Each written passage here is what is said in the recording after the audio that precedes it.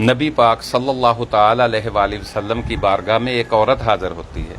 عرض کرتی ہے یا رسول اللہ صلی اللہ علیہ وآلہ وسلم، میں جب بھی آتی ہوں آپ نے یہی کرتا پہننا ہوتا ہے، یا رسول اللہ اس میں کتنے پیوند لگے ہوئے ہیں، اگر آپ مجھے اجازت دیں تو میں آپ کے لیے ایک کرتا بنوا لوں۔ صحابہ فرماتے ہیں آپ صلی اللہ علیہ وآلہ وسلم نے اس کو اجازت دے دی، تو اس عورت نے اس زمانے کے لحاظ سے جو بھی نقش و نگار تھے اس کرتے میں سجائے اور ایک تھال میں رکھ کر حضور صلی اللہ علیہ وآلہ وسلم کی بارگاہ میں پیش کیا۔ آپ صلی اللہ علیہ وآلہ وسلم نے اس سے کرتا لیا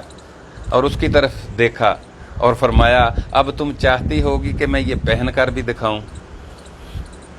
تو اس نے کہا جی یا رسول اللہ صلی اللہ علیہ وآلہ وسلم۔ تو آپ صلی اللہ علیہ وآلہ وسلم کمرے میں گئے، وہ کرتا پہن کر آئے،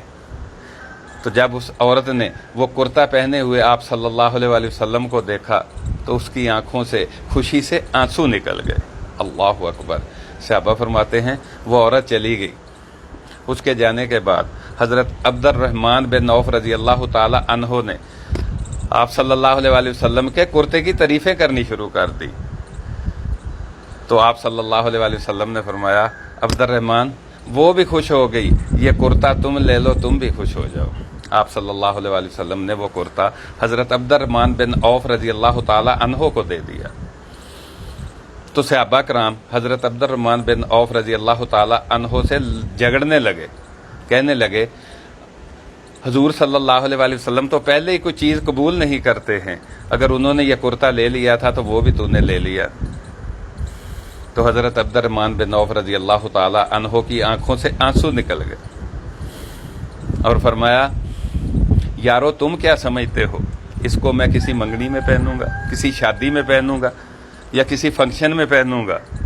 یارو یہ دیکھو داڑھی سفید ہو رہی ہے، تو میں نے یہ اس لیے لیا ہے کہ وقت قریب آنے والا ہے، پھل پک چکا ہے، تو میں یہ گھر والوں کو دوں گا اور ان سے کہوں گا اس کو میرا کفن بنا دینا۔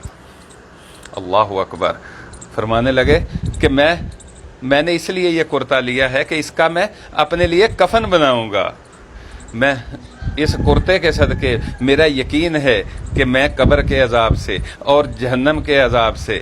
آخرت کے عذاب سے محفوظ رہوں گا۔ اللہ اکبر۔